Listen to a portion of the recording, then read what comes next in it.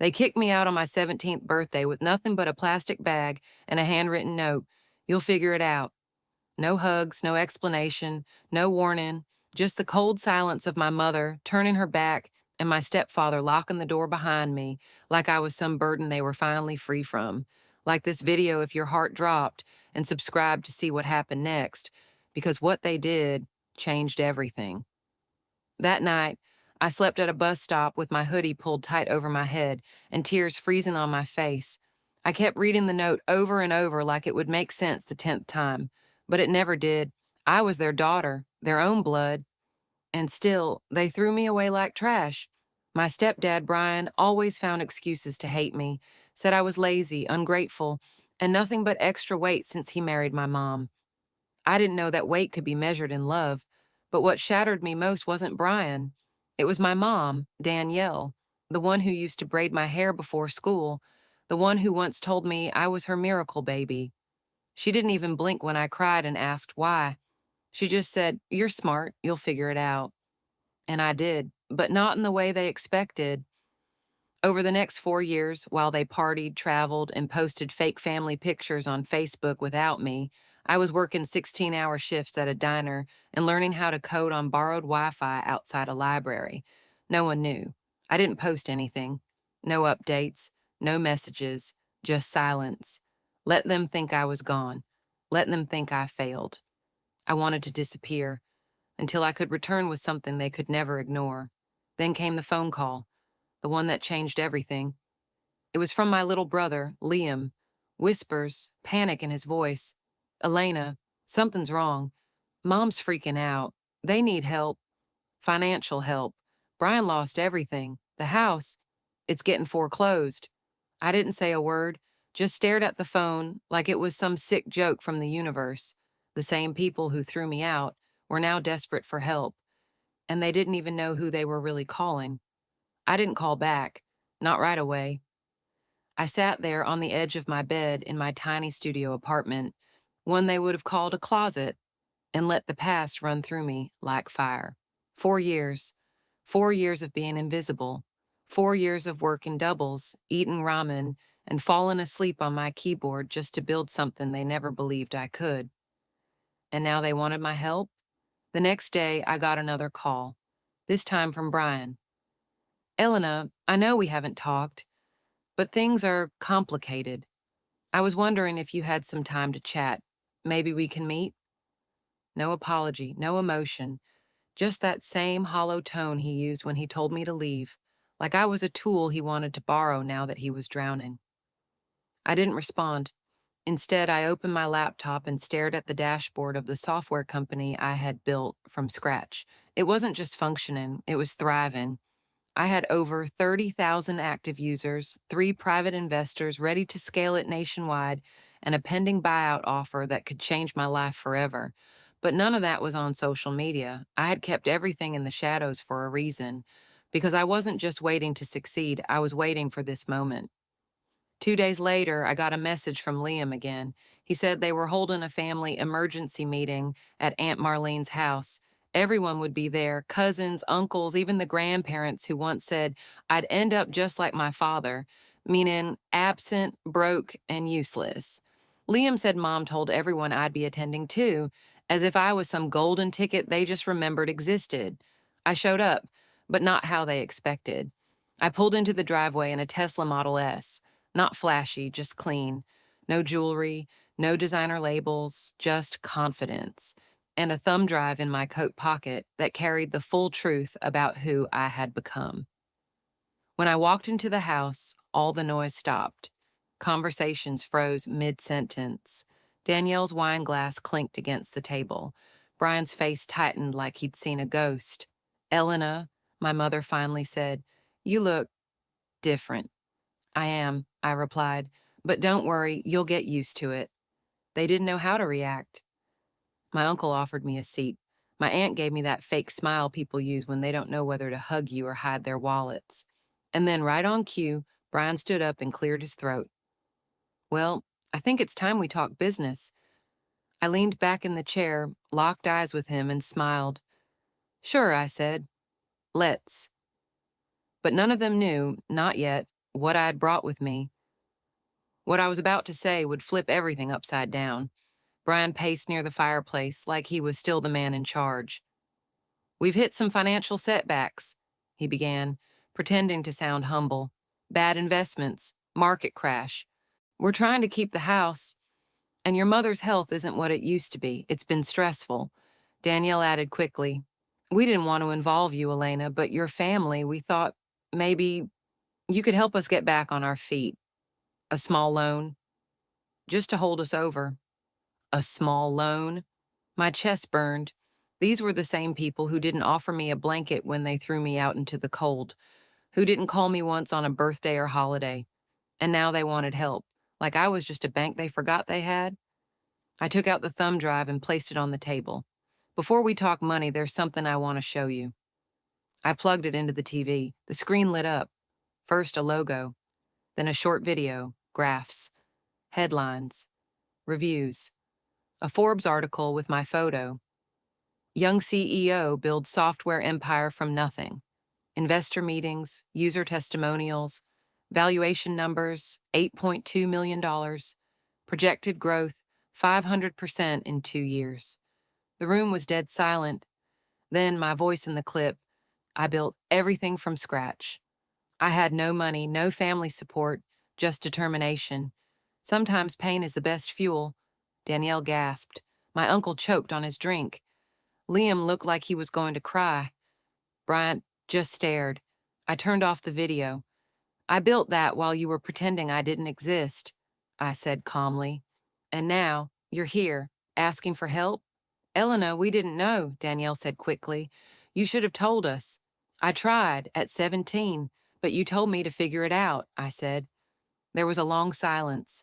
Then Brian said the one thing that set everything on fire. Well, you owe us, don't you? We raised you. I stood up. No, Brian, you didn't raise me. You abandoned me, and now you're reaping what you sowed. I looked around the room. But I'll make you an offer. One single offer. Their eyes lit up. Danielle leaned forward, hopeful. Brian nodded quickly. You can have help if you publicly admit what you did to me, if you tell every single person who ever judged me that you were wrong, that you kicked me out, lied about me, abandoned me. Danielle's smile faded. Brian's jaw clenched. You want money? I said, stepping closer. Then earn it by telling the truth. The room cracked in tension. Everyone was watching. No one breathed. And then Danielle said the one word that cracked everything wide open. No. Her no wasn't just a rejection, it was a slap to everything I had survived. Danielle didn't even flinch when she said it. She folded her arms and muttered, We're not going to humiliate ourselves just to make you feel powerful, Elena. We're still your parents. Show some respect. My blood turned to ice. Respect? I repeated, almost laughing. You mean the same kind of respect you showed me when you locked the door behind me without a dime or a goodbye? When you didn't call for 4 years, not even when I was sleeping in a shelter, eating leftovers from strangers? Brian leaned forward, trying to sound calm. We thought it was for your own good, to toughen you up.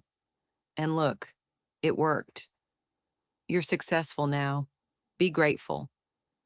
That broke something in me. Grateful? They wanted me to thank them for the years of trauma, for making me feel worthless, for abandoning their own daughter so she could toughen up. I turned to the rest of the room. The aunts, the uncles, the cousins who used to whisper behind my back at holidays. All of you believed I'd end up as nothing, I said. You used to joke I'd be a waitress forever. And now, the house you're all sitting in, I could buy it in cash. And that car outside, it's not leased, it's mine. Paid. Full. Danielle stood up now. Her face was red, and I could see the cracks forming in her pride. We didn't know how hard it was for you, Elena. You should have told us. I did, I snapped. I cried. I begged. I called through the door the night you kicked me out. You just weren't listening. The room was silent until my grandfather, the oldest, the quietest, the one who always sided with Brian, finally spoke up. I told Brian not to throw her out, he said slowly. But he said she wasn't his responsibility. And Danielle, You agreed with him, said you were tired of being a mother. The air shattered. Danielle froze.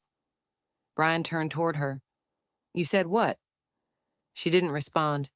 I stepped forward. You wanted me out of your life because I reminded you of the man you never got over. My real father, the one who left you. You blame me for looking like him, acting like him, and instead of healing, you punished me. Danielle whispered.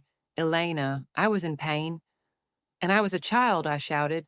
But don't worry, that child grew up. That child built something. That child now has the power you never thought she'd have. Brian interrupted, desperate now. Okay, let's just move forward. We're family. Maybe we didn't handle things right, but let's not destroy everything. I looked him dead in the eye. You already destroyed everything. I picked up the thumb drive, walked toward the door, and paused. I'm not giving you a loan. I'm not giving you anything. And if this house gets taken, maybe it's karma. Maybe the universe finally gave me a little justice. I opened the door and turned back one last time. Oh, and Brian, that software I built, guess who your mortgage lender partnered with for their back-end system? He blinked. Me, I smiled. I own the platform. The foreclosure paperwork, it'll come through my database. And then I left. But the biggest twist? They hadn't seen the final move I was about to make, one they would never recover from. 2 weeks later, I received an official email from the foreclosure department. Brian and Danielle had failed to meet their payment extension. The house, the same house they had kicked me out of, was now under legal review for final repossession. I stared at the file for a while, letting the moment breathe. Then I picked up the phone, dialed the executive contact at the mortgage software firm that now ran on my back end. Initiate the transfer, I said, and flag it for high priority processing. They didn't know it yet, but their time was up. But I didn't stop there. I bought the house, cash, full price, no hesitation, and I didn't buy it to live in it.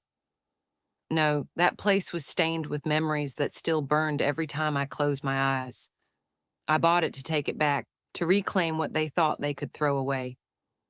A week later, a notice was posted on their door, eviction due in 14 days. Danielle called me nonstop. Brian sent long texts, guilt-laced, manipulative, suddenly calling me kiddo like we were close again. I didn't reply. I'd given them their chance to be honest, to make it right. They chose pride, now they could live with it. But I wasn't done. The day before their eviction, I went back, one last time. I pulled up just as the moving truck left their driveway half full. Danielle was sitting on the porch steps, face pale, eyes hollow. Brian was arguing with the driver over something petty. When they saw me, both froze. Elena, Danielle stood up slowly. Please don't do this. You've made your point. You won. We were wrong. We were selfish. But this is too far. No, I said calmly. This is justice. Brian shouted. You think this makes you better than us? You're just as cold. No, I interrupted. I'm not cold. If I were, I would have thrown you out without warning, like you did to me. But I gave you a choice. I gave you a chance to tell the truth. You didn't. So this is mercy. Then I handed Danielle a piece of paper. Read it. She hesitated. Her hands shook as she unfolded it. It was a deed. I'm donating this house to a women's transitional shelter, I said.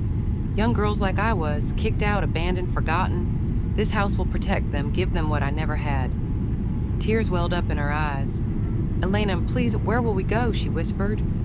You'll figure it out, I said, the same words she left me with at 17. Then I walked away. Now every time I drive by that house, I see girls smiling on the porch, holding books, eating ice cream, painting their futures on walls that once echoed with my pain. That house, once filled with rejection and cruelty, now heals. As for me, I don't carry hate anymore. I carry peace. I rebuilt myself from the ashes of their choices. I didn't just survive, I thrived. And in the end, I didn't just get revenge. I rewrote the legacy, and they were forced to watch it happen, one consequence at a time.